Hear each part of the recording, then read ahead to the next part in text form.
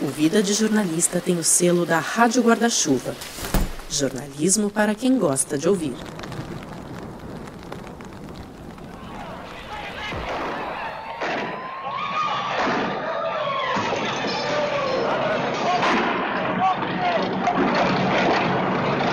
Você que está ouvindo, você consegue se imaginar no meio desse caos?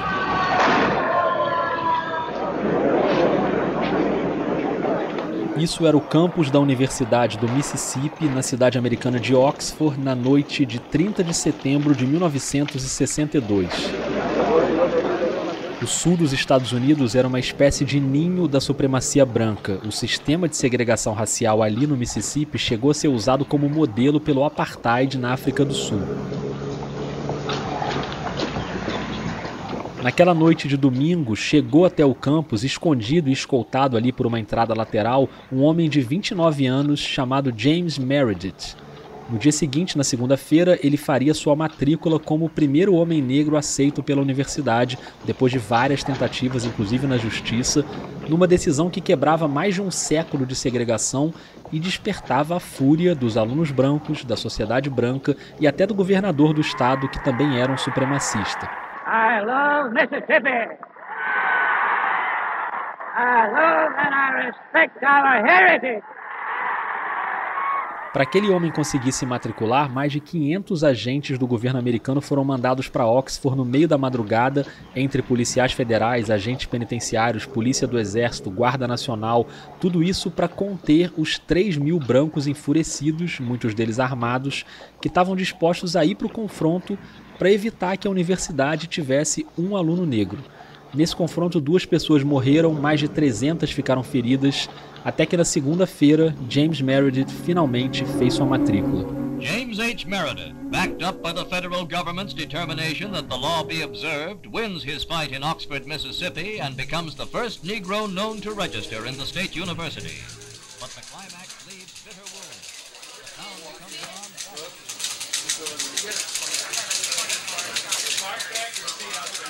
No dia seguinte, o campus ainda estava fervendo, mas agora eu quero que você imagine uma redação de jornal bem longe dali, na capital americana, a redação do Washington Post.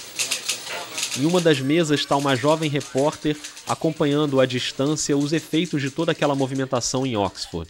Ela também tinha nascido e crescido no sul dos Estados Unidos, então ela sabia exatamente o tamanho da coragem de um desbravador como James Meredith. Até porque ela também era uma desbravadora. Era a primeira repórter negra contratada pelo Washington Post. Aí um editor chegou na mesa dela, chamou para uma sala onde estavam outros editores e veio o aviso. Ela seria enviada para o Mississippi para fazer a cobertura daquele evento histórico em um dos lugares mais racistas e violentos do país. Ela foi. E hoje, aos 83 anos, ela está aqui para contar pra gente o que aconteceu. Dorothy Butler Gilliam, uma lenda da imprensa americana, é a convidada desse episódio. Seja muito bem-vinda ao Vida de Jornalista. Hello. Hello, Miss Gilliam. How are you? I'm fine. How are you? I'm great. Thank you so much for doing this. Looking forward to it. Okay. Would you rather do it? Now I can see. Eu sou o Rodrigo Alves e eu queria ter uma conversa rápida com você antes da gente entrar nessa história. Como você já percebeu, a Dorothy é americana e a entrevista é em inglês. Mas eu quero tentar fazer esse episódio para todo mundo entender. E para isso eu vou precisar da sua ajuda. Se você entende inglês, eu preciso de um pouquinho de paciência quando eu tiver que explicar uma declaração que talvez você já tenha entendido na fala original. E para você que não entende inglês, eu vou contextualizar sempre o que está sendo dito, mas não vai ser uma tradução completa, palavra por palavra, senão a gente ficaria horas aqui. Por isso eu queria te sugerir uma maneira diferente de ouvir esse episódio. Na descrição tem um link para a página do Vida no Medium. Lá você vai encontrar, além da íntegra da entrevista em português, o papo completo, lá também tem o roteiro do episódio em texto, com todas as minhas locuções, isso aqui que eu tô falando agora, por exemplo, as indicações dos áudios, as músicas, e sempre que entrar uma fala da Dorothy, lá no roteiro essa fala vai estar em português. Então você pode ir acompanhando a história e quando entrar uma declaração em inglês, você já tem ali a tradução. E de quebra, você ainda tem a chance de ver como é um roteiro inteirinho do Vida. Então pensa aí qual é a maneira mais confortável para você. Se quiser pode dar um pause, abre o link do Medium para acompanhar, ou se você fica à vontade com o inglês, beleza, vamos nessa.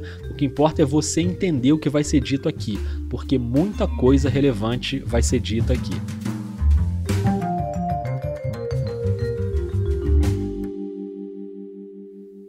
É claro que em algum momento desse episódio com a Dorothy Butler Gilliam, a gente vai chegar nesse feito histórico de ela ter sido a primeira repórter negra do Washington Post nos anos 60 e nessa cobertura igualmente histórica da integração da Universidade do Mississippi.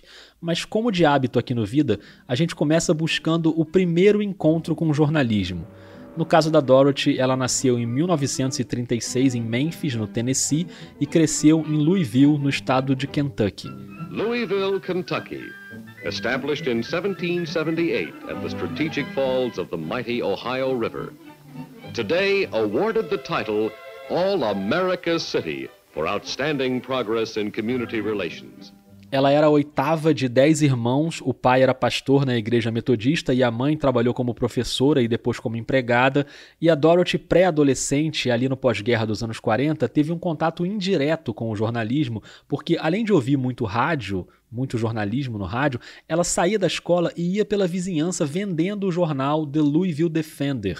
Vendia para os vizinhos, para os membros da igreja, e assim ela conseguia algum dinheiro. Era uma região totalmente segregada, ou seja, tudo separado entre brancos e negros. Não tinha gente branca na vizinhança. And there was a different world, black and white world. We couldn't use certain facilities, restrooms and different things around town. Para você ter uma ideia, ela só foi poder usar um banheiro que também era frequentado por brancos aos 17 anos, já nos estudos de língua inglesa em Ursuline. Era uma faculdade católica para mulheres em Louisville, só tinha 8 alunas negras ali, e foi ali que ela aprendeu datilografia e escrita abreviada, que anos depois teria sua utilidade, você vai ver. A faculdade de jornalismo mesmo viria depois na Lincoln University, no estado do Missouri, mas nesse período em Ursuline veio o primeiro emprego num jornal, na imprensa negra do sul do país, por sinal aquele mesmo Louisville Defender que ela vendia quando era criança. Agora ela trabalhava como secretária dentro da redação.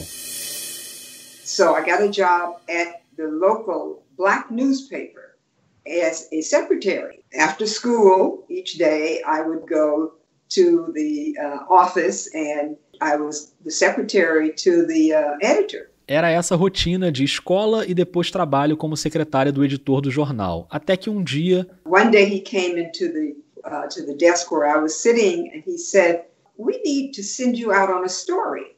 The society editor is ill." And I was surprised and I certainly didn't think I could write a story. But when he asked me to do that, I did. E esse tipo de oportunidade, o editor de sociedade ficou doente, ela foi fazer uma pauta no lugar dele, mesmo achando que não daria conta, mas foi lá e fez. Isso acabou abrindo um mundo novo, como a descoberta de que, apesar da segregação, havia em Louisville uma classe média negra. In the 1940s and 50s, Louisville was very segregated. Many African Americans were not well-to-do at all, but there was a very small black middle class.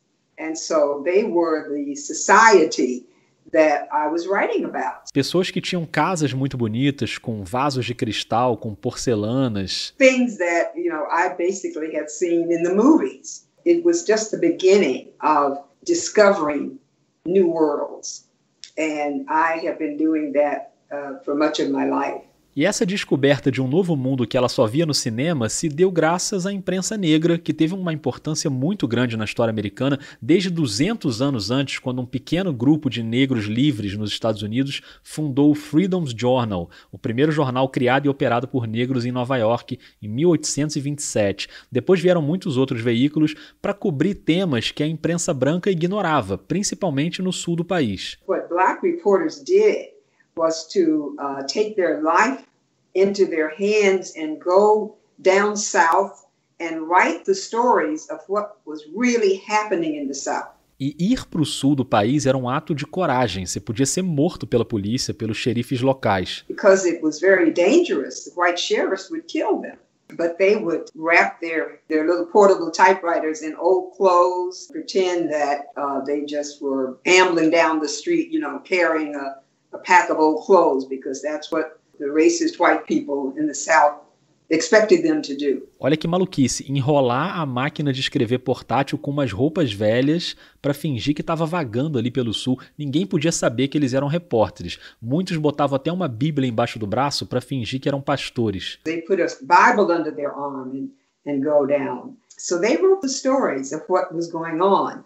Stories like the story of Emmett Till, who was this young 14-year-old boy who was shot and thrown into the Tallahatchie River because he was accused of whistling at a white woman. Esse caso do menino Emmett Till foi emblemático para o movimento dos direitos civis justamente porque repórteres negros conseguiram contar essa história.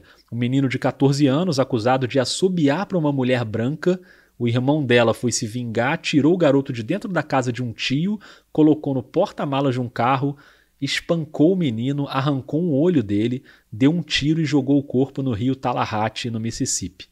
Com o agravante de crueldade de que, 60 anos depois, aquela mulher admitiu que tinha mentido para o irmão, que o garoto nunca tinha assobiado para ela.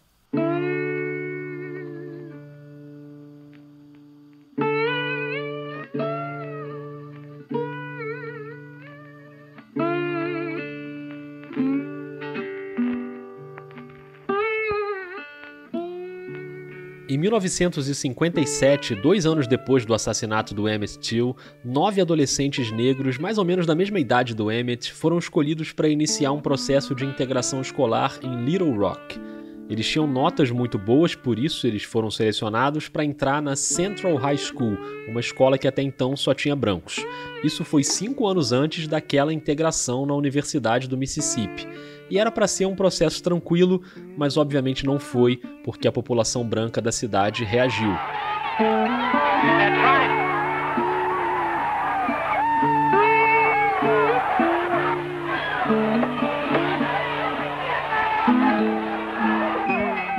Tem uma foto muito famosa que talvez você lembre de uma dessas estudantes, a Elizabeth Eckford, de 15 anos, caminhando com material escolar na mão e várias mulheres atrás dela, uma especialmente com uma expressão de ódio. A Elizabeth não tinha telefone em casa e ela não recebeu o recado do local onde era para se encontrar com os outros 8 estudantes. Então ela chegou de ônibus sozinha e foi andando em direção ao colégio. The 9th student, Elizabeth Eckford, had missed the call to gather with the others before school. She walked alone and faced a mob. Não tinha como entrar, ela sentou num banco do lado de fora, um repórter de TV até tentou fazer uma entrevista, mas ela permaneceu quieta, em silêncio, o cara fazia as perguntas e ela não falava nada, e ali cercada por todo aquele ódio. Essa cena é muito impressionante. Can you tell me your name, please? Are you going to go to school here at Central High? You don't care to say anything, is that right? Teve tumulto durante vários dias, incluindo agressões pesadas a repórteres negros que às vezes eram confundidos com familiares dos alunos. Entre esses jornalistas estava o Alex Wilson, que era editor do jornal Tri-State Defender, um veículo semanal de Memphis. One of those reporters, L. Alex Wilson, while peaceably attempting to do his job, was repeatedly beaten in the streets by an angry mob. E eu tô te contando tudo isso porque nesse jornal em Memphis trabalhava a Dorothy Butler Gilliam, recém-formada em jornalismo pela Universidade de Lincoln. Ela tinha 20 anos, tinha acabado de entrar no jornal e numa televisão pequenininha em preto e branco ela viu as imagens do editor sendo agredido. O que ela fez? Chamou um colega fotógrafo, o Ernest Withers, e a gente ainda vai ouvir falar muito dele aqui, e falou pro Ernest: a gente precisa ir para Little Rock. Eles foram e fizeram a cobertura. Assim como aconteceria 5 anos depois em Oxford, aquele grupo de 9 estudantes conhecido como Little Rock Nine só conseguiu entrar na escola depois que o presidente dos Estados Unidos, na época era o Dwight Eisenhower, enviou tropas federais para conter a multidão. This challenge must be met. Mob rule can not be allowed to override the decisions of our courts. We are now an occupied territory. A Dorothy cobriu a chegada das tropas, eram milhares de soldados e muitos deles ficaram durante meses naquele prédio de tijolinhos vermelhos para garantir a segurança dos alunos negros. A experiência nessa cobertura em Little Rock em 1957 acabou sendo fundamental para cobrir a integração no Mississippi em 1962. Mas entre uma coisa e outra, teve uma guinada na carreira da Dorothy. Ela foi parar no Washington Post.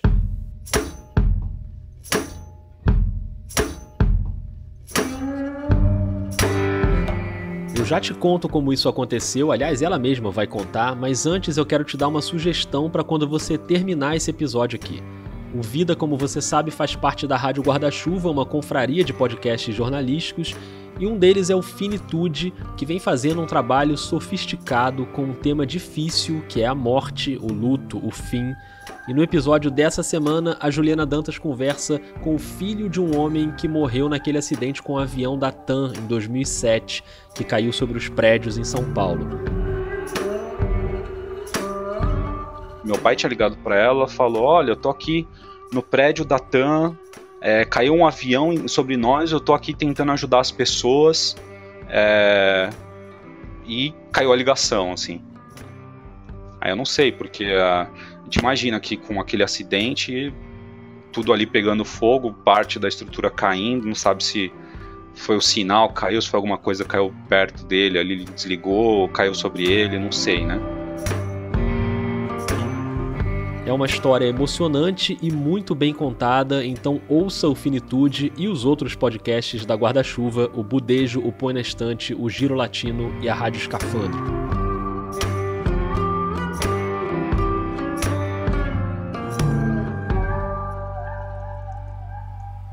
Vamos voltar para a nossa história, que eu vou te contar como a Dorothy Butler Gilliam saiu de um pequeno jornal semanal em Memphis, no sul dos Estados Unidos, para entrar na redação gigantesca do Washington Post. That's how visitors describe Washington, D.C., capital of the United States. There's dignity, distinction and beauty everywhere in the District of Columbia. Na verdade, não foi um salto direto. Primeiro, ela conseguiu uma bolsa de mestrado em jornalismo na Universidade de Columbia, em Nova York. Aliás, na primeira tentativa ela foi recusada e anos depois ela descobriu uma anotação na ficha de avaliação dizendo que a pele dela era escura demais. Mas na segunda tentativa rolou e durante esse mestrado um editor do Washington Post foi até o campus para recrutar jovens jornalistas, era uma prática comum. Ele se interessou pela Dorothy, mas ela ainda precisava de mais experiência. E pouco depois ela embarcou num intercâmbio de jornalismo em países da África. Viajou para lá e como a reunião antes da viagem foi em Washington, ela encontrou aquele editor e ele pediu para ela mandar umas matérias direto da África. Ela fez isso, ele gostou e assim ela foi contratada pelo Washington Post.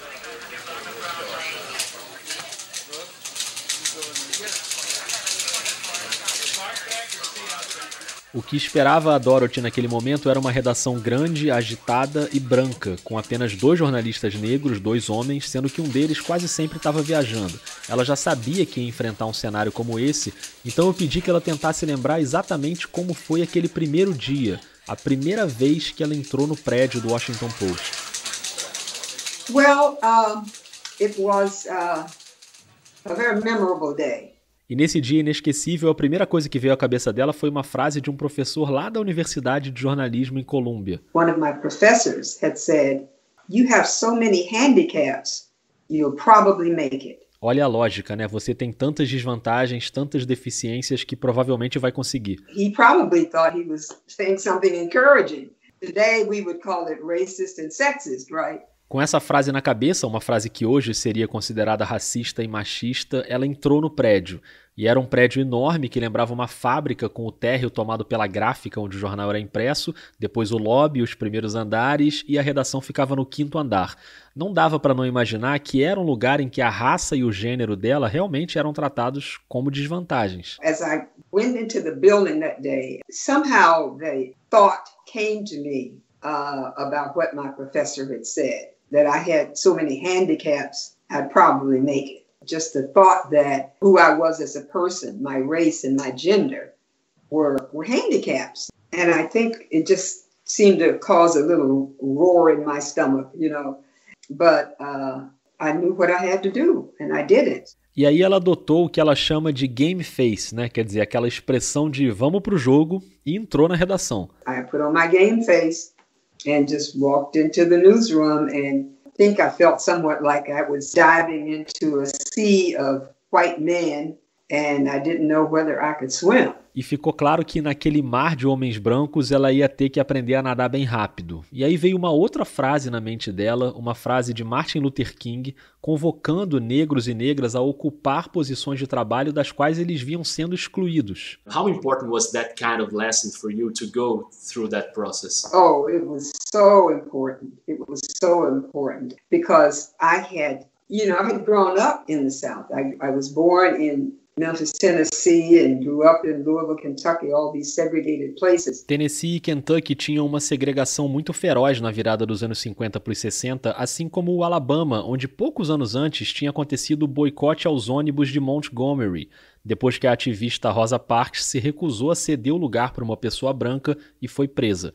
Os negros, por mais de um ano, não pegavam mais os ônibus em protesto e iam e voltavam do trabalho andando. So, when Martin Luther King and the civil rights movement started, when the people in Montgomery, walked for over a year because they refused to give up their seats to a white woman after Rosa Parks was arrested for refusing. They were fighting segregation. I knew how hard they worked, and people would work as a maid all day and then have to walk miles home. Esse esforço das pessoas naquele momento fez o movimento por direitos civis ganhar corpo, e o Martin Luther King percebeu que a mudança estava chegando e que era preciso botar o pé na porta. Martin Luther King, when he saw change coming, the success of that made him know that we had to push to begin to desegregate America. That was part of what we got to go into these corporations and excel. E frases como essa de Luther King, a Dorothy não ficava sabendo só lendo discursos ou ouvindo de longe. I had actually attended his church when I worked for 1 year in Alabama, at Tuskegee Institute. Você tem ideia do peso dessa mulher? Ela frequentava a Igreja Batista em Montgomery, onde Luther King pregava e onde ele ajudou a organizar o boicote aos ônibus.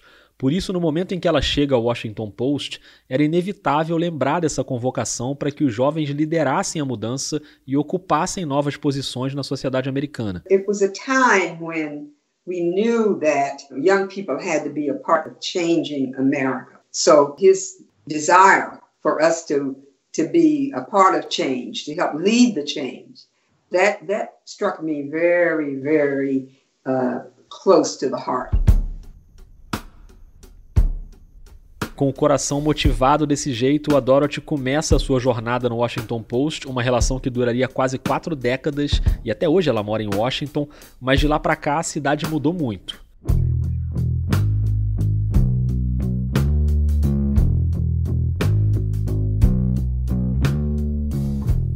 Ali no início dos anos 60 tinha um parque na cidade que, a oeste desse parque, pessoas negras não podiam morar ou até circular.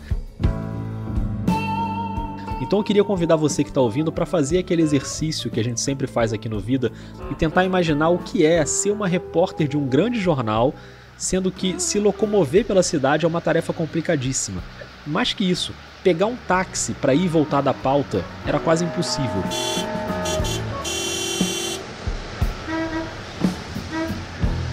As a reporter, trying to cover things in the city, just the simple act of trying to get a taxi cab, which was incredibly important to my job because, I had to go out and report the story. It was a daily newspaper. I had to come back and write the story that day.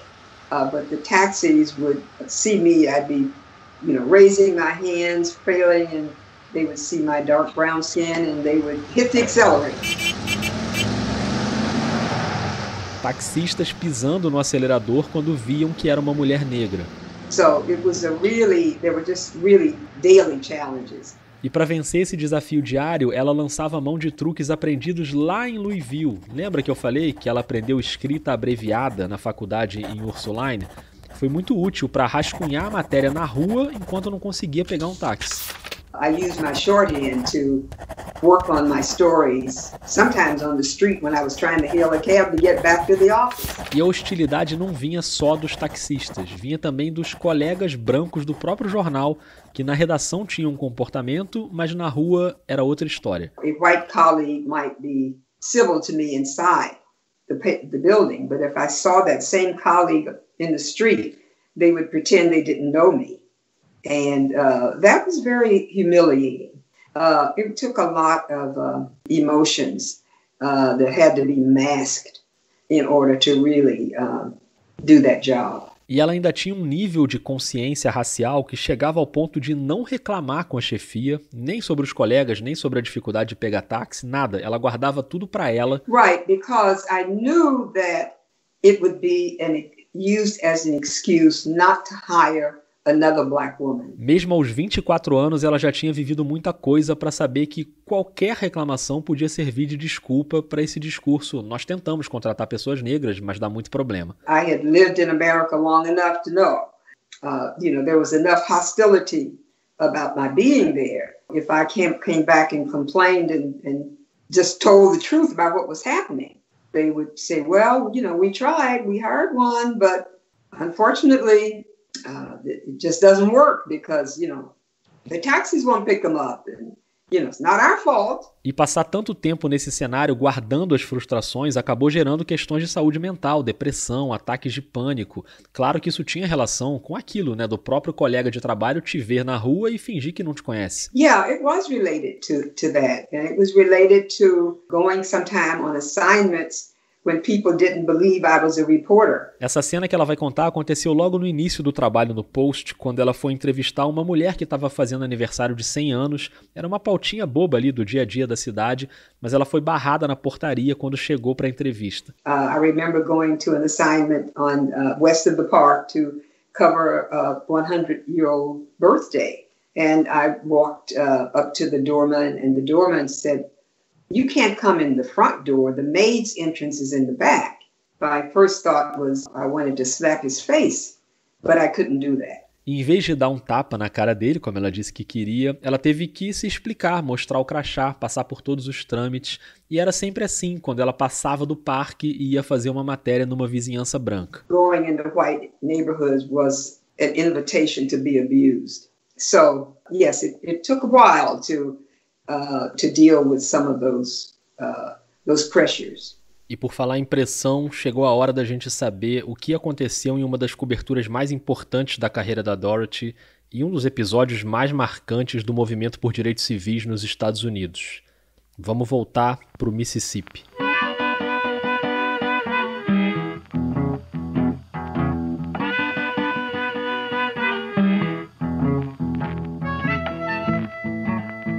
No fim de setembro de 1962, como você ouviu no início do episódio, houve a tentativa de integrar a Universidade do Mississippi, ou Ole Miss, como ela é chamada. Depois de várias tentativas recusadas, o James Meredith conseguiu autorização para estudar na faculdade e teve o apoio do governo federal, mas não do estadual. O caso de Ole Miss virou uma batalha entre o presidente Kennedy e o governador Ross Barnett. What happened in 1962 at Ole Miss was a war between the state of Mississippi and the United States of America. Esse é o próprio Meredith, muito tempo depois, já um senhor de barba branca. Hoje ele tem 87 anos. Naquela época, na cidade de Oxford, ele tinha 29 e resolveu enfrentar o sistema na marra. So when I heard that James Meredith was trying to integrate the University of Mississippi, I just could not believe it. I thought he must be very, very brave, very courageous, or he's crazy. I mean, that's how bad Mississippi was, Pois é, só mesmo sendo louco ou muito corajoso para fazer aquilo justamente naquele lugar. It was a very, very hostile situation. It was a lynching state. It was a state where there was nothing that any black person did that white people had to respect. A questão era essa: no Mississippi, o estado permitia que um branco fizesse qualquer coisa com um negro. Tem vários depoimentos da época, por exemplo, um homem dando uma palestra para voluntários do Freedom Summer, que foi um programa nos anos 60 para incentivar a população negra a se registrar para votar. E ele dizia: estejam preparados para tudo, porque vocês podem ser presos por qualquer coisa, pelo fato de ter 2 pés, por exemplo. The very fact that you're going to be in Mississippi, you could be arrested for having 2 feet. That's if they decide that this is what they want to do. They will arrest you and then... Então, quando o Meredith conseguiu a autorização federal para entrar na faculdade, o governador do Mississippi, que era um supremacista, estava do lado das milícias brancas que se formaram no campus para impedir aquele ato. Por isso, o presidente Kennedy teve que mandar tropas para Oxford. E no auge da tensão, no dia 30 de setembro, a faculdade cercada, o Meredith estava lá dentro e o governador queria removê-lo de lá. E ele recebe uma ligação do presidente dizendo que não tinha como fazer a remoção porque não era seguro com aquelas pessoas enfurecidas cercando o prédio. É essa ligação que você vai ouvir agora. Sir, we couldn't consider moving Meredith if we haven't been able to restore order outside. That's the problem, Governor. Well, I'll tell you what I'll do, Mr. President. Yeah. I'll go up there myself. Well, now how long will it take you to get there? And I'll get a microphone and tell them that you have agreed to be removed. No, wait a minute. Wait a minute, Governor. Now, how long is it going to take you to get up there? About an hour. Now, I tell you what, if you want to go up there, then you call me from up there, and then we'll decide what we're going to do before you make any speeches about it. Well, all right. How can I remove him, Governor, when there's a riot in the street, and he may step out of that building and something happen to him? I can't remove him under those conditions. O governador queria ir lá para o meio do tumulto e fazer um discurso, e o presidente vetou. E depois, com as tropas federais, os Marshals, na segunda-feira o Meredith finalmente conseguiu fazer a matrícula. Aí a cidade enlouqueceu. When he did, finally, with the help of the federal government, there was anarchy on the campus. They just went crazy. 2 people were killed that night. But that's how ferocious it was, because the University of Mississippi was kind of like the bastion of white supremacy. E esse bastião da supremacia branca seria o destino da viagem da Dorothy para cobrir aquele evento histórico para o Washington Post e principalmente ouvir o que a comunidade negra no sul do país estava achando daquilo tudo. That's when I was asked to go down and actually interview the black community to see how they were responding to this. E se a gente voltar 5 anos no tempo, tem aquela cobertura igualmente tensa em Little Rock dos 9 estudantes, né? E você vai lembrar que ali a Dorothy acionou o fotógrafo Ernest Withers para ir com ela. Nessa viagem para o Mississippi, ele foi acionado de novo. Estava trabalhando como fotógrafo freelancer e era amigo de confiança, um cara que conhecia os caminhos no sul dos Estados Unidos. One of the things I think that gave me a little comfort was that I knew that I was going to have somebody with me who also knew how to negotiate the South. Negociar no Sul, essa era a preocupação. I mean, that's how bad it was. When I say negotiate, I mean, if he was stopped by the police, he had to pretend that he certainly wouldn't have said he was a photographer or that I was a reporter. O medo de uma situação em que eles teriam que mentir, porque se as pessoas descobrissem que era uma repórter e um fotógrafo, ia dar problema. Então, no dia seguinte à matrícula do Meredith, a Dorothy voou para Memphis, encontrou o Ernest Withers e eles pegaram a estrada numa viagem de 150 quilômetros até Oxford. E é claro que aquela situação temida aconteceu ainda na estrada. We were stopped on the highway in Mississippi.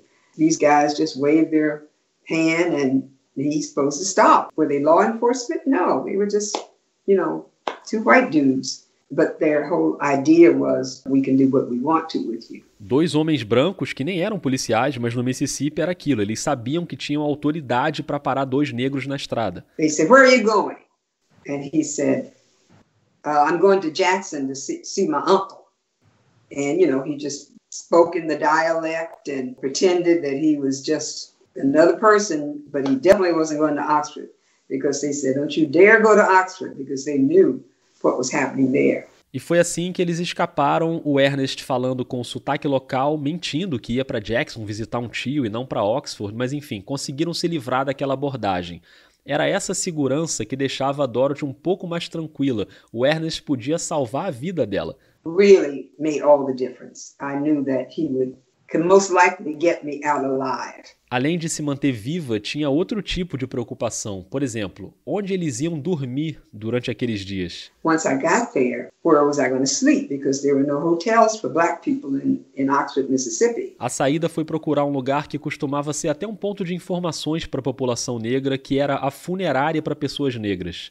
O proprietário costumava ajudar as pessoas e talvez pudesse indicar alguma pousada. We decided to go to the black funeral home to ask if they knew anybody who might have a room that I could rent for a few nights. Logo na entrada, uma placa pequena: Casa Funerária Bankhead Wings, seguro e enterros para pessoas de cor. And the owner said, well, you can stay here.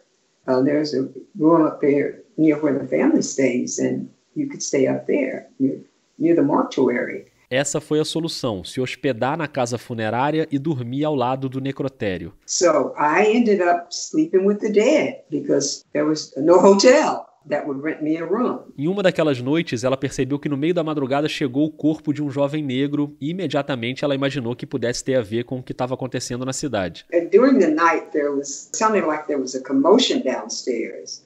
And I learned later that a young black man had been brought in. I thought, okay, this is related to the integration. But when I talked with the man who owned the funeral home, he said he didn't think so.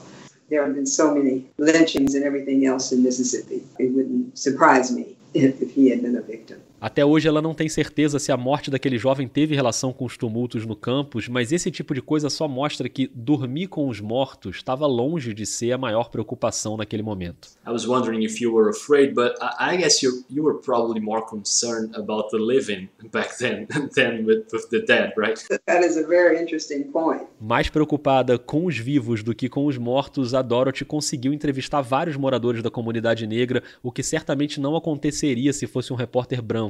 A imprensa branca estava de olho em outro lugar, lá no campus. But I was so happy to have been there because this was a time when white reporters didn't interview black people. They were there from the north, but they were interested in what was going on the campus. I was interested in, how does this black community feel as they really enter a new era? E essa nova era, quando um homem negro podia estudar numa universidade junto com os brancos, deu para aquela comunidade ali em Oxford um sentimento que era de medo, claro, por toda a violência no campus, mas também era de esperança. I just was so thrilled by their bravery and their hope and their joy. Were they fearful? Yeah, because the campus was filled with people with their guns were showing, but they were brave enough.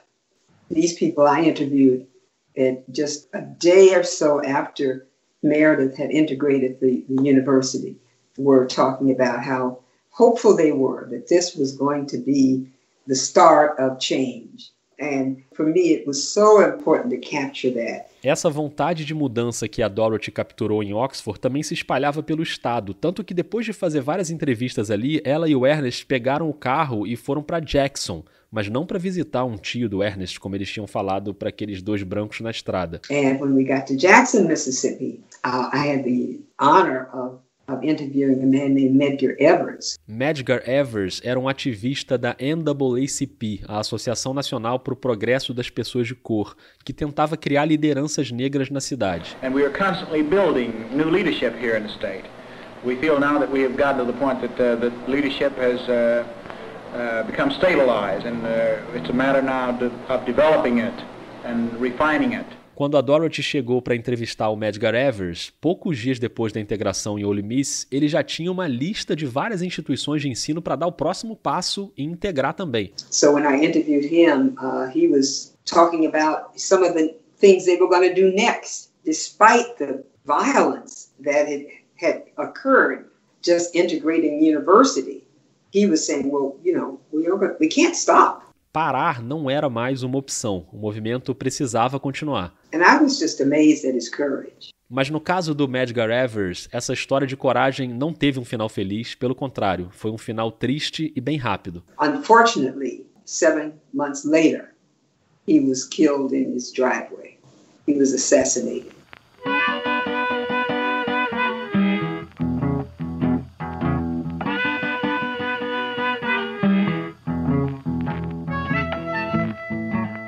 A Além da luta pela integração, outra luta fundamental na época era para os negros se registrarem para votar, apesar das ameaças dos brancos.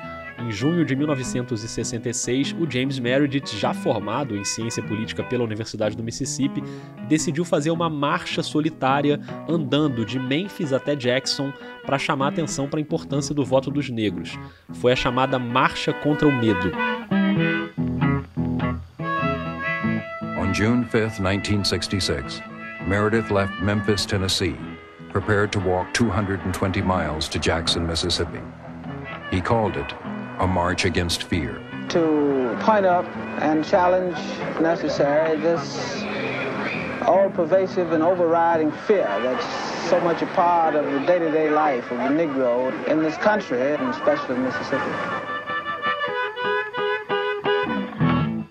No segundo dia da marcha, um homem branco saiu de trás de umas árvores com uma espingarda na mão, gritando: "Eu só quero Meredith."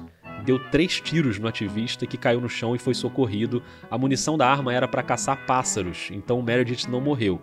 Foi hospitalizado em Memphis e vários líderes do movimento dos direitos civis foram para Memphis para continuar a marcha. Nomes como o próprio reverendo Martin Luther King. Something needs to be done to make it clear that we are not going to be stopped, we're not going to be intimidated.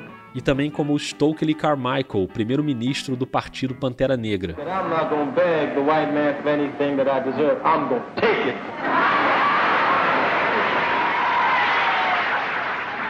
We need power. We need power. That's what we need. Pessoas como Carmichael, Luther King, Meredith, a Dorothy, seja como ativistas ou como jornalistas, essas pessoas precisavam lutar diariamente em lugares como aquele maldito Mississippi, para usar a expressão que ficou famosa na música da Nina Simone, que se tornou um hino antirracista nos anos 60. Mississippi, goddamn, it's our last tune. We had some request for it.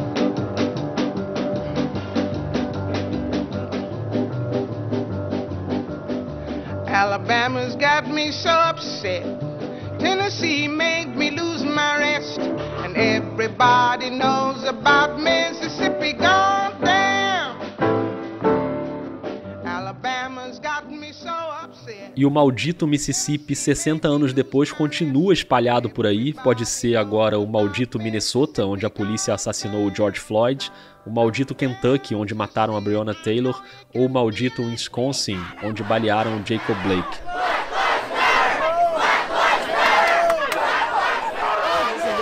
To my family for a long time. It happened to Emmett Till. Emmett Till is my family. Não é por acaso que em 2020 a irmã do Jacob Blake cita o garoto Emmett Till, assassinado em 1955. São 65 anos de diferença entre um caso e outro, mas tá tudo ligado. I'm not sad. I'm not sorry. I'm angry. And I'm tired. A Dorothy Butler Gilliam, hoje aposentada e obviamente sendo do grupo de risco para a Covid, ela está em casa em Washington, mas atenta ao que está acontecendo, por exemplo, em Louisville, onde ela passou a infância, onde ela começou no jornalismo e onde agora, em março de 2020, a polícia matou a jovem Breonna Taylor, que estava dentro de casa e levou 8 tiros. No justice, no peace. No justice, no peace. No justice, no peace. I am so proud of the protesters. I am so happy that they are protesting. It's so important in terms of the systemic racism that exists and how some people have gotten more than their share and other people have not gotten anything. The white people got more of their share and the black have often had to do the dirtiest work. What is happening now, of course, is that the nation is in such turmoil. There are some major changes that have to be made. E é claro que aqui nesse episódio a gente está falando muito sobre as questões do racismo nos Estados Unidos, mas sempre é necessário reforçar que o Brasil também atravessa, aliás, desde sempre, atravessa uma onda feroz de racismo e intolerância.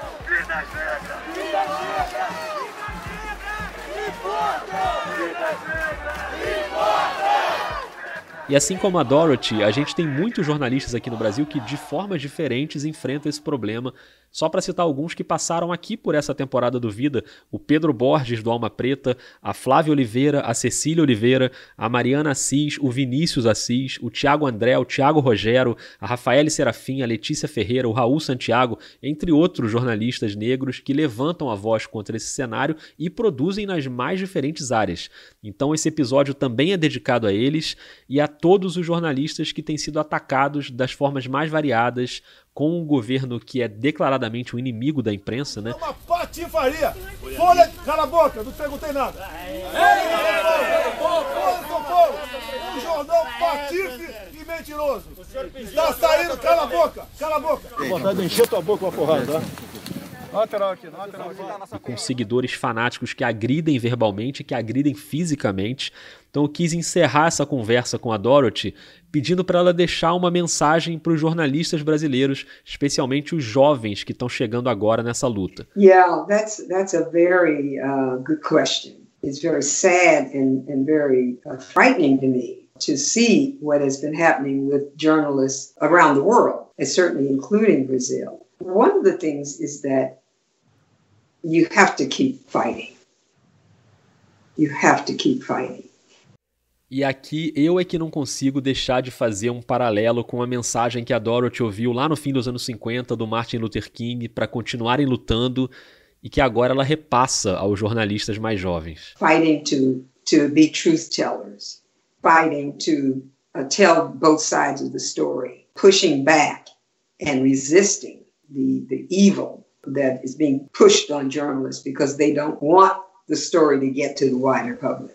It is a difficult time for journalists all over. Nessa luta para passar a verdade adiante, a dica é que todo mundo se cuide. First of all, self-care. You have to still try to take care of yourself in the midst of these things. Do those things that keep you personally healthy, physically, emotionally, spiritually. Além de cuidar da saúde física e mental, o outro conselho é se juntar, se organizar para discutir a profissão, para perceber as semelhanças e as diferenças. Discuss what is going on and see where there are similarities, see where there are differences. I think you can always do more together than apart. And certainly that was our experience in this country as, when we were trying to, start the integration movement. E naquele movimento pela integração, ela lembra que o fato de ter sido uma pioneira no Washington Post foi só o começo, porque o movimento era maior e todo mundo tinha o mesmo objetivo de criar ali um país mais democrático. As a first black woman at the Post, that was the first step, but then things had to change. Things had to get better because we were all pushing for the same thing. E nesse momento ela teve a preocupação de perguntar para mim se a gente tem no Brasil organizações de jornalismo para discutir a profissão e para todo mundo se ajudar. Let me ask you this, do you have organizations of journalists in Brazil where you can come together and talk together and give each other an opportunity to share what's going on and also share their reactions to what's going on? Eu falei para ela de algumas instituições. Aliás, no YouTube, o canal da Abrage, a Associação Brasileira de Jornalismo Investigativo, tem publicado vídeos com dicas de segurança para repórteres. Os passos do jornalista que estiver em campo fazendo a apuração vão ser acompanhados por quem estiver neste grupo. Esse é o Vinícius Assis, que é correspondente na África, falando sobre um aplicativo em que você cria um grupo para monitorar a localização quando o repórter está numa pauta que apresenta risco. Se o jornalista, o repórter no caso, ficar muito tempo sem dar um sinal de que ele está bem, alguma providência pode ser tomada o mais rápido possível para garantir a segurança dele. Aliás, esse episódio está indo ao ar na semana do Congresso da Abrage, nos dias 11 e 12 de setembro. A edição desse ano é toda online e gratuita, mais uma chance para a gente continuar cumprindo esse papel de fazer a diferença. Your role is so crucial.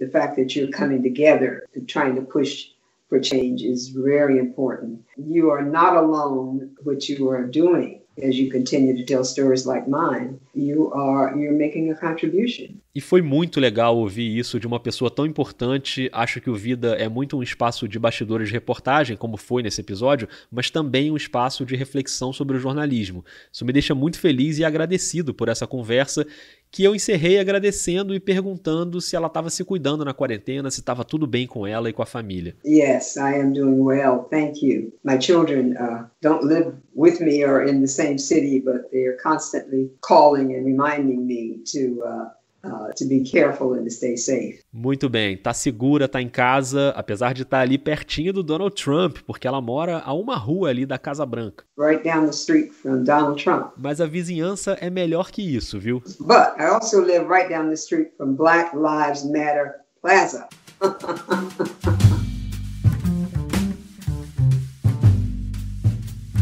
Que maravilha, pertinho da Casa Branca, mas também pertinho da Praça Black Lives Matter, que concentrou ali os protestos e foi nomeada assim pela prefeita de Washington, a Muriel Bowser, que é uma mulher negra.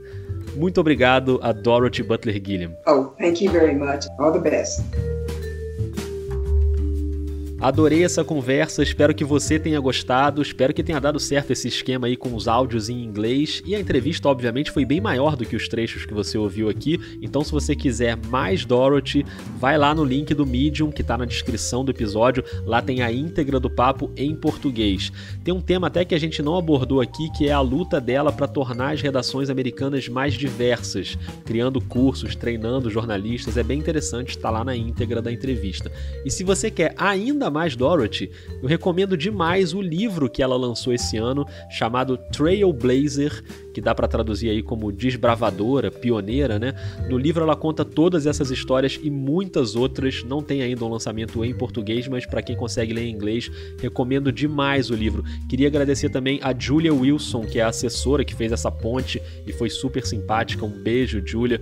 Acho que você não vai entender essa parte em português, Julia, mas mesmo assim um beijo para você, e agradecer a você que ouviu até aqui. Por favor, me conta o que você achou pelo Twitter ou pelo Instagram, @vida_jornalista, e sempre lembrando que esse tipo de conteúdo consome tempo, consome trabalho e no fim das contas consome dinheiro. Então se você gosta do Vida e considera apoiar um projeto de jornalismo, dá uma olhada lá nos planos do PicPay ou do Catarse. Os apoiadores recebem áudios de bastidores dos episódios e olha, esse áudio de bastidor desse episódio vai ter umas histórias até engraçadas para marcar a entrevista. Acho que vocês vão gostar. Muito obrigado. Semana que vem tem mais. Um beijo, um abraço e até lá.